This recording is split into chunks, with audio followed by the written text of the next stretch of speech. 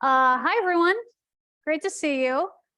I have some notes that I'm going to use, and I'll try not to use them too much, but also as I started thinking about this topic, I started thinking about a lot of things, and I was like, oh goodness, I don't know how we're going to cover it all. So I do have some prepared thoughts and comments and some exercises. I would love for this to be interactive. If you have questions, we'll have some Q&A time at the end, but also if there's something in the moment, you're like, I just have to ask it, just ask it. It'll be fine. So what I'm going to walk you through today, I'm going to tell you a little bit about myself. And then we're going to talk about the who, what, where, when, why, and how of power dynamics. And then we're going to talk a little bit about agency, and then we'll get into some Q&A. Sound okay? Okay. So one of my most greatest fears in life is that someone would somehow look at me and my place in life and compare themselves to me and think that they are something other based on what my life is. Because I'm a human just like all of you. So I want to tell you a little bit about my humanity and what makes me me, so that you know a little bit about what's going into this, and not that I'm just a director standing in front of the room. So I grew up 1 mile north of campus in a farmhouse on 48th Avenue. I'm adopted. I'm the youngest of 5 kids. My family is all super Dutch, except for my older sister, Michelle, who's also adopted from Korea. And then myself, oh, I can't do that. And then myself. My parents had done foster care with Bethany for a really long time. It's one of our largest local adoption agencies. And in the late 70s, when a lot of kids were coming over from Korea, they adopted my sister. And then the story goes that when she was 3, she informed my parents that she wanted to have blonde hair and blue eyes like my brothers. And my parents clearly knew that was not going to happen. And so they decided to adopt me. We grew up like lower middle class-ish. We lived on the farm out there. My dad was a sales guy. My mom was a homemaker. We were always doing foster care or babysitting, so there are always kids in our house and whatnot. My sister was the first to go to college in our family. I say 2 of my brothers tried to go to Michigan State, but they joined the farmhouse frat and they had to come home after like a semester because they ran out of money and partied too much. So they didn't quite make it. So my sister was the first to graduate. She has an elementary ed degree from Grand Valley. And then I followed in her footsteps. So I grew up there. We moved next door to Hudsonville partway through elementary school. We moved to Traverse City after my sophomore year of high school, and I finished high school up there. So I've kind of done a tour of the West Coast, if you will. And then after high school, I went to school in Chicago for a couple of years at a school called North Park University. It was there that I was studying abroad my second year in Mexico, when I had what I like to call a quarter life crisis. And I woke up one day and decided, what was I doing with my life? I think at the time I wanted to be a broadcaster and I wanted to be super successful and make a lot of money, but I don't know to what end. And so I woke up one morning and I was like, oof, I probably need to figure this out. So I took some time off from school. I joined a missions organization called YWAM. I did some training with them, and then I actually got to go do a project with them in Athens, Greece. And I lived in Athens for a year and a half in the lead up to the Olympics. So like 2003, 2004. Pretty cool experience. I had my own place there. I had Greek friends. They all sold Amway, which was really bizarre, to move all the way to Athens and find a group of people who sold Amway. But actually it was a very transformational business opportunity for the people who lived there, because the Greek economy was not great at the time. So I did that, and then eventually came back and decided it was time to go back to school. So I transferred into Grand Valley in 2005, that would have been. Finished my degree in international relations. I was a peer advisor in the Padnos International Center. So if you start talking study abroad with me, like my natural peer advisor tendencies come out, and I will push you to do that. And I'll probably try to use my power to coerce you to go study abroad, just so you know. And then after that, I got a full-time job with the city of Wyoming, and then also got my master's in public administration while I was doing that. So fast forward, since that time, I worked for the city of Wyoming. I worked in DC for a year and did international development work. We were contractors on a USAID project in Afghanistan. I did get to go there the summer of 2011 for like 3.5 weeks, sort of a short trip, but very interesting and super impactful, as you might imagine. And then I came home and I worked for the Right Place, the local economic development organization, for a few years. I dabbled at a software development firm for a hot minute after that. And then I went back to the city of Wyoming. I then went to Consumers Energy. So if your power ever went out between 2020 and 2022, I'm really sorry that I couldn't do anything about that. And now here I am. So on top of that, I just got married a couple years ago. So I'm a wife, I'm a dog mom. I'm soon to be a human mom. We are, I know we're expecting in June. So by the time graduation rolls around, I can kind of hide it with blazers and things, but by next month, I don't think I'll be hiding anything. So it wasn't just a big lunch when you see me. I'm actively growing a human. And I'm also very involved in community. I sit on the board at the Grampus Public Museum. I'm doing some stuff with the river restoration and the Greenway project that's going on, and certainly my ties to Grand Valley. Some of you know as well, I recently served for 8 years on the board here as well. I'm really fortunate that I had probably, well, I mean, like 18 years of career life when I was single, so that I had the time and the space to devote my entire self to community and career, which I am really fortunate for. For those of you who find a partner, if that's what you're looking for earlier in life, yay for you. I did not have that experience, but what I was able to gain in professional and community experience, I'm just really grateful for. And I find myself now at a place, my husband as well, where you know, we're having another human, and we feel like we've gotten to do a lot of the things that we wanted to do. So for those of you who probably get hassled by your families and your friends, you know, when are you going to find someone, when are you going to settle down, all that stuff, like, you don't have to do that for a while. You just tell them. Megan didn't do it till she was 38. I got time. Okay, so that's my encouragement there. So that is a little bit about me. Again, I just like to paint a snapshot for people so you sort of know my background, where I'm coming from. I'll tell you, part of my drive for being here in this role is that, you know, my parents weren't particularly progressive. They kind of lived a simple life and did what they were supposed to do. They're really good people, but not like out there doing all the things. But I can't ever really remember a time when I was talking to them about something I wanted to do or who I want to be, when they told me no, that I couldn't do that. And so for all of you and for every student who comes to Grand Valley, I want this to be an experience where you are empowered to know that the things you set about in your heart and your mind to do, you can do. And that we give you the tools and we equip you so that you can go out in the world and be great, because the world needs a lot of help these days. And so we need all of you to step up to the plate. So with that, we're going to start. I will dive into power dynamics. So I want to ask you all a question. Who is the most powerful person in the room right now?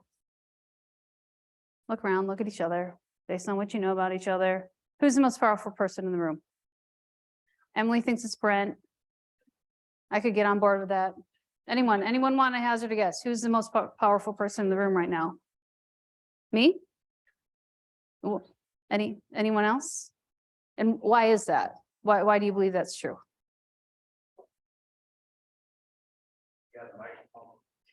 Okay. The boss, okay. So positional. Anything else? What if President Mantella happened to walk in? What if Philly happened to walk in? Then who's the most important person? Probably Philly. Yeah.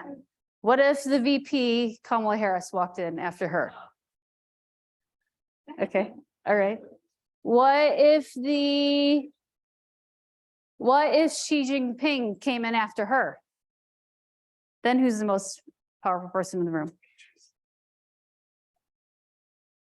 Right? So, I mean, you kind of get the point of this, right? It changes and it's situational. And this is obviously why we're talking about power dynamics today, because it's important to recognize these things and it's important to think through.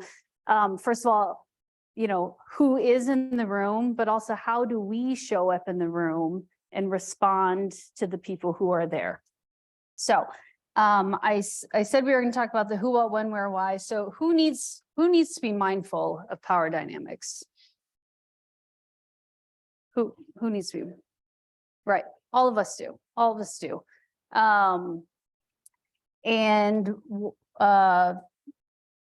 Why is that important? So let's review. So who needs to be mindful of power dynamics? We said everyone needs to be mindful of them. So what are they exactly? So the textbook definition from the student promises book, of course, is that, and I have found this a little bit, but power dynamics are the perceived forces of influence or importance that exist among individuals in any setting. Generally speaking, the ways that formal authority is distributed and how that affects people's behavior. So of course, you can talk about the power dynamics in a lot of settings, right? Think about your families. Sort of think of the power dynamics in your families, right? In your workplace, power dynamics. In your university, in your classrooms, power dynamics. In your social settings, power dynamics, right? So they are everywhere. Now, a little bit later, we'll talk about when you need to pay attention to them. But they are indeed everywhere. And we ever find a situation where they don't actually exist. But again, a lot of this is about perception, right? It's nobody's walking around and saying, okay, and then I give you a power score of 12 today. And Julia, you are 17, and Desiree, I'm sorry, you're 6 today. Like, nobody's doing that, right? So a lot of it just has to do with how we are seeing things in our brains and how we are processing that information. We just kind of touched on where do I need to be mindful of them everywhere, because they can affect us everywhere. So now let's talk about the when. When do I need to be mindful? Well, probably most importantly when we're trying to accomplish something, right? So this kind of gets back into what we talked about the last time about advocating for a point of view, right? But there are a lot of times when we need to accomplish something, whether that's getting a group to arrive at a decision or helping your supervisors, trying to get them to a place where they will sign off on the program that you want them to be sponsoring, or maybe even just figuring out what you're going to have for dinner and who's making the choice about that, right? So there's a lot of different situations in which we're trying to accomplish something. I recently had an example this week where I was going to be meeting with one of my colleagues on campus and pitching an idea and hopefully getting a sign off. And prior to doing that, I had lunch with someone else from campus who reminded me that, oh, that person is so busy right now, and they are probably not going to have time to do a project. And, you know, I don't know how that's going to turn out for you. And so I had like 3 hours of time in between that conversation and the afternoon conversation where I was going to try to get the sign off. And I started feeling bad, and I started thinking, you know, I shouldn't even be taking this person's time right now. They're so busy. It was really foolish of me to not think this through and think about that detail about what they have on their plate, et cetera, et cetera. Well, I got into the meeting with this person and shared my idea, and they said, oh my gosh, I love that idea. I would absolutely love to help with that. What can I do? That information would be helpful for me too. This is a great project. What can I do? You know, I walked in ceding all the power to this. First, I gave power to the individual that I had lunch with to influence my way of thinking about what I was trying to do, which kind of set my afternoon into activity because I just spiraled about that for a while. But then I showed up in a room with the person who did have the power to sign off or not. And that person actually thought it was great and signed off right away. And so, you know, the whole thing turned out fine, but there were a couple different shifts there, and a couple of things I had to think through as I got to it. But the lesson for me really about that was just because I perceived what that power dynamic would be, it didn't necessarily turn out that way. So, you know, being mindful when you step into a room when you're trying to accomplish something of what the possible outcomes might be and how you might be able to sort of flex with those or manage those is always an important thing. And something that I like to do sometimes as well, especially if you're coming on a decision point or trying to get by someone, you know, always think through, you know, a lot of times I think we fear what the outcome will be. So just think through all the outcomes, right? Worst case scenario, this person said, that's not a project for me. I'm too busy right now, so what are my alternatives? Okay. So I can't get the information from this particular department that I need, can I get it from the rest? Is there a different way to go about it? Can I delay that portion of the project? A lot of times, I think if you have to think through what the worst case scenario is, it's not, and if you can problem solve that, it's not actually as bad as what you think it is. When I worked with the city of Wyoming, I had a discussion with our city clerk one day, had to do with elections. She was very nervous about something going wrong. And I said, okay, what's the worst case scenario? And she told me, and I said, and how would we solve that? And she told me, and I said, that it's not a worst case scenario, because we already have a solution for what happens. She's like, yeah, okay, great. So it's good. Okay, here we go. So when you're thinking through trying to advocate for an outcome or thinking through the power dynamics of trying to achieve something that you'd like to do, don't be afraid of it. Think through it, look at it for what it is, the situation, a set of outcomes, and just problem solve. You guys are all really good at that already, but don't freak yourself out of it before you even get there, because chances are you can handle this. There are 7 bases of power that people use to drive others toward desired change. You're going to talk about it a little bit more this afternoon, but I just want to run through them because I think it's interesting and I think you'll resonate with all of them. So one of them is coercive, relying on force. So that would be me like saying, well, I'm the director and this is what you're going to do, right? That's one form of power. In general, to be like, that kind of power? Yeah, not so much. There is the reward base, which relies on incentives, right? So it could be that, I'm going to make you come to this function, otherwise you don't get to graduate from CLA, right? So there's a reward incentive there. There's one called legitimate, which relies on hierarchy, which again, we can harken back to me being a director and having power that way, because if you look on the lawn chart, my position would be at the top of the councils. There's referent, which relies on affiliation. So in that case, if I think of myself, I could say, well, I have power because they stand on the board of trustees. So I guess as I'm saying these two, think about the different roles that you play and how these different spaces of power might be at work in your own life for how you can employ yourselves. There's the expert, which we just saw demonstrated by Maddie, right? Relying on knowledge authority. If you're an expert in something, you can have power in this path. And then there's connection, relying on access to resources. So Abby sometimes will tell me that she thinks I'm around famous. And one of the acts of people, I just, like I said, I worked with for a long time. I know a lot of people. Networking and business development was always part of my goal, so there's power that comes when you want to connector. And then there's informational power as well. So when you have specific knowledge that awards and staff. So think about some of your professors, some of the PhDs we have on campus, some of the people who come to talk to you for wheelhouse talks and other things, right? They're all experts, and so we see powers in them because of that. Think about right now a time in your life when you wanted your parents, want something from your parents or from a guardian or a family member. And what kind of basis of power did you use to get what you want?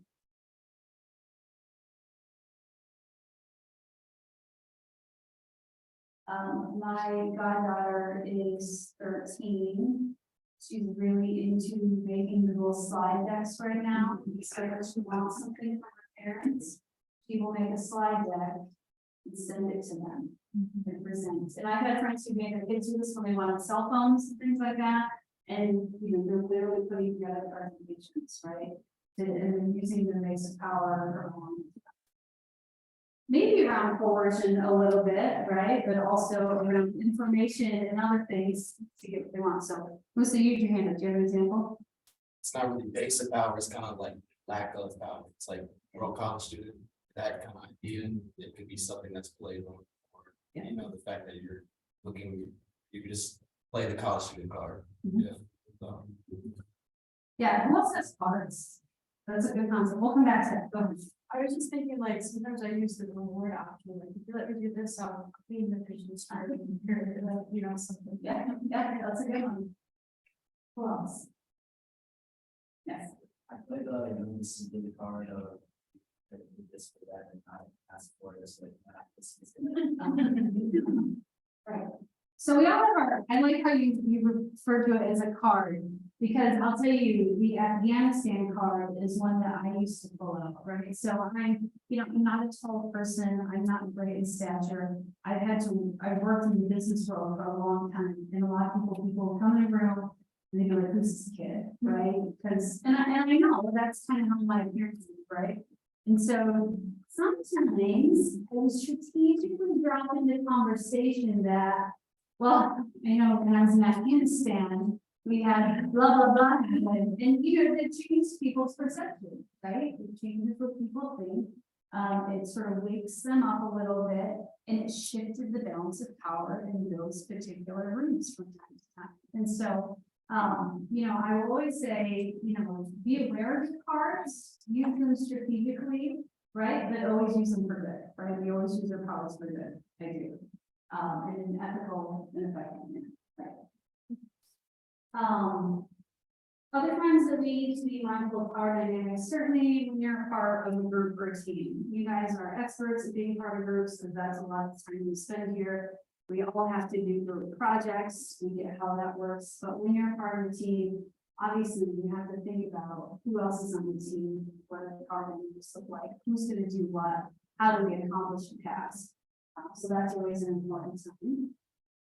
I'm curious to know, what do you think about, when do we not need to be mindful about power dynamics? Do we need every room that we walk in, every situation that we walk in, we need to be thinking about power dynamics? Reason says yes, and so no. If it's the weekend and you're going over to somebody's apartment to watch movies, you walk in, it's someone you've known for a long time, you need to think about power dynamics. So I'm gonna say yes. Why are you saying yes? It's kind of like, let's say I want to go over my friend, but I need to be mindful of like my system or leave or whatever, because you don't know what's gonna happen. Yeah, we're just going to go watch a movie, but all you know, I'm very happy in that place. So I need to be mindful of who's in the room, what's going on in case an emergency goes down. So I am prepared in case that goes off, as well as what is the intention of what we're going for in the movie. Like, for instance, if it's a day for someone, get to know somebody in this situation, right? You need to be mindful of, okay, whose house it is, because they're going to be kind of in charge of setting the pace of the scenario. So we encourage our assets always is mindful at all times. Never down. I think there's a bit still between being mindful, observant versus being like actively thinking about power dynamics. So is your question more like, I'm going into this room thinking this person has the power right now? Yeah, sort of. Yeah. I mean, it could go either way. I think it's an interesting exercise to think about how do we frame situations in them. Right? Well, so I think in situations of when I've gone into situations where I'm like consciously thinking like, oh, this person's more comfortable here, they're more outgoing right now, I kind of leave the room, like that ruins my time with the people and it ruins my ability to kind of interact with people as people, and I'm much more like, and then it becomes a comparison thing too, I think, especially for like probably a lot of personalities in this room, when you're used to being the leader in a room, and then you're like, oh, this person's power, like, it's good to be mindful, I guess, but I think the more you think about it, the more you can damage a situation, or damage interaction with people. Yeah, well, I just said no, just because I thought about it a little bit differently than you did, but like, kind of what you're saying, I feel like if you think about it all the time, especially with friends, it comes from like a competition. And I hate that, I feel like friendship shouldn't be tough. So that's where I was saying no, but. That's for you to consider as you walk into different rooms. How do I show up here? What do I need to be mindful of? What can I let go of? How do I bring my authentic self? Right, and fully engage in whatever the situation is, whatever. So, we said everyone needs to be mindful. We talked about what part of the news is. We talked about where we need to be mindful and everywhere and when. So why are they important? I think they're important because they have a direct correlation with effectiveness. That's why you're all here, right? Because you want to be effective in life. And so when we think about outcomes, knowing how to read a room, knowing how to deal with power dynamics is it's super important for us to be as effective as possible. There are things in my life, to make it sound really working maybe, that I have never done. I'll just give one example. I have never done any sort of recreational drug. I've not even smoked marijuana, right? And I used to tell people, someday I will run for office, and it is one less thing people find out about. Right, because remember it was a big deal, and it's like, oh my gosh, smoke once, or so smoke, but they didn't inhale or whatever. And so at some point in my life, I made a conscious decision that that is just not a thing that I ever want to deal with, and I'm just not going to do it, right?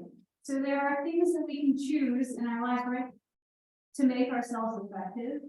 And sometimes people say, especially in politics, oh, we're used to playing the game. It's like, maybe you can call it a game, but at the end of the day, I know what I want to accomplish, and I know what it's going to take, and I'm willing to do what that is, whatever that might look like. So, we often, I think our world today is very much about short term, what's in front of me right now, but remembering the long game is always super important, and where we're trying to go. And you all have amazing futures ahead of you, wherever you decide to go.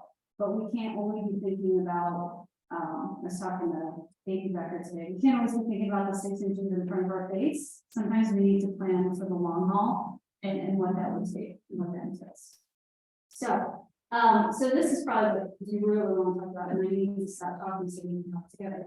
But how can we be responsive to power dynamics? So Brooks asked earlier, we can talk about the new and old. So here's some of my really short tips that you guys already know, but I just want to speak them out loud as a reminder. Read the room, right? When you walk into a place, take a look around, understand who's there, think through a little bit about people's intentions, their motives, their backgrounds, their history, how they went, and then read the room. This one I think is super, super important, but give respect.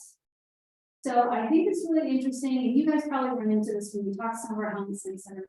People have different ideas about respect these days. I think some people, when they meet a new person, they start as 0 when it comes to respect, and they expect that person to earn it from them. I think there are other people who show up and will give you respect and just wait for you to kind of lose it. And so think about when you show up in a room, especially if you show up with generations who are above you, who maybe have worked a little longer or have been around a long time or two. In a lot of cases, they are expecting that you are giving them respect, and then you walk in the room based on who they are, what they've done, maybe what their name is, what their title is, and whether or not you are a person who willingly gives that out. It's important to be mindful that that may be how they are approaching the situation, and that might even be an expectation of theirs. So again, it's being respectful of people. I think is super important, because it's very likely that if you're respectful of them, they will give that back to you. Show up as your best self. So people ask me a lot, how do you end up on boards and commissions? And I always say, be the best volunteer in an organization you've ever seen. And if you do that, they will likely ask you to sit on a committee. And then if you are the best committee member they have ever seen, they will probably ask you at some point to sit on the board.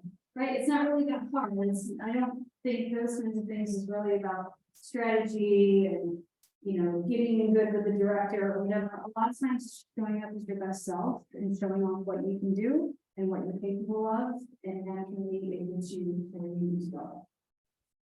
Build credibility, be reliable, do what you say you're gonna do. Don't be the person that's like, oh, this is such a Western treatment.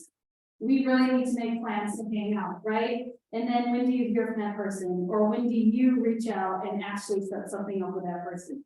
I think they're so bad at doing things like that. Or, oh yeah, I'll call so-and-so and advocate for this thing for you. And then we actually get around to doing it. So be the person who does what you say you're gonna do. Because obviously I saw a lot of nodding heads. We all have these experiences. You will actually stand out if you are the one person who's always following through with what you say you're gonna do.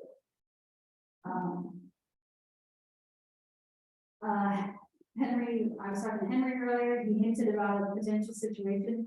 One thing that you can do to be a responsive part is use your alliances, right? So sometimes we will always find ourselves in situations at some point in life where we on our own cannot make change. There will be times in your life when you're working for a company or you're in an organization and you will find a situation that you don't agree with or you don't like. And on your own, you will not be able to do something about it. That happens because power dynamics are real. So what do you do when that happens? Well, I always say you do the best you can with what you're given. Sometimes that means the bigger problem doesn't change, but you find ways in your own line of work or with your own self that you can make a difference and you can make a situation. Sometimes that means you rally with others, right? Whether it's coworkers or it's other board members or it's other volunteers, but sometimes it means you rally with others. But use the people around you, use your connections to create greater forces of power. We talked about who's the most important person in the room. We all said it was me, but if you all banded together, quite frankly, that I'm using inflammatory language, you could overpower me, right? So again, think about alliances, use them for good, but that's another way that you can deal with where the problem is. And then really quick, just be mindful of how you come across. Again, when I was a young professional, I always tried to dress like a super professional, wore a lot of heels. I thought about wearing today and then. But I wore a lot of heels and I wore suits and other things because again, I knew that when I showed up, I looked young, I'm not of great stature, and so there were things that I was trying to do to sort of pump myself up. I was a student at Great Valley. I was sometimes wear business clothes to class, and people probably thought that was weird, right? But whether we like it or not, the world does make judgments based on what they perceive of us. And until the world really gets to know who we are, there are things we can do. We don't have to, but there are things you can do to sort of change people's perception. So how are you showing up? What kind of respect are you giving people? Are you reading the room? Are you showing up as your best selves? Those are super important things when you think about how do I handle power dynamics. What can I do to influence them? The last thing I want to talk about, and then just to leave the quote, is the thing that I really want you to leave this conversation with is a thought about agency. So you all have agency and you all have power. And when you think about it, power is relational. If you show up in a room all by yourself, is there a power dynamic? No, because it's just you. So power dynamics only exist between multiple people or groups of people, and you all have your own power within you. So power is relational, it does not exist in a vacuum, yet we all have agency. The agency the power people have to think for themselves and act in ways that shape their experiences and life trajectories. So as you go through life and as you think about power dynamics, you have to remember that power always lies within yourself. And that's the most important place that you can draw on and then you can sort of check yourself with to begin with. And so, again, whatever situation you find in, you are in charge of yourself, you are in charge of your own power, and it is super, super important. And to underscore that, one of my favorite quotes, which I think we might put up here, but it's from Marianne Williamson. Oh, that's right. Thank you.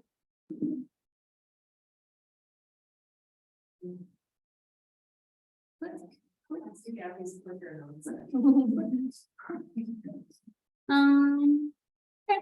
so I'm just gonna read it. And some of you have heard this before, and there is a reference to God in this, and so whatever you may believe in, just fill in the blank with that one here. Our deepest fear is not that we are inadequate. Our deepest fear is that we are powerful beyond measure. It is our light and our darkness that most frightens us. We ask ourselves, who am I to be brilliant, gorgeous, talented, fabulous? Actually, who are you not to be? You are a child of God. Your playing small is not serve the world. There's nothing in life about shrinking so that other people won't feel insecure with you. We are all meant to shine as children do. We were born to manifest the glory of God in us. It's not just in some of us, it's in everyone. And as we let our own light shine, we unconsciously give other people permission to do the same. As we are liberated from our own fear, our presence automatically liberates others. So again, you guys have just heard a whole bunch and shared a whole bunch about power languages, but the most important thing I want you to know today is the power of the license that you can do and the agency that you have to go out and be part of them. So that is that. And now I'll take some questions or some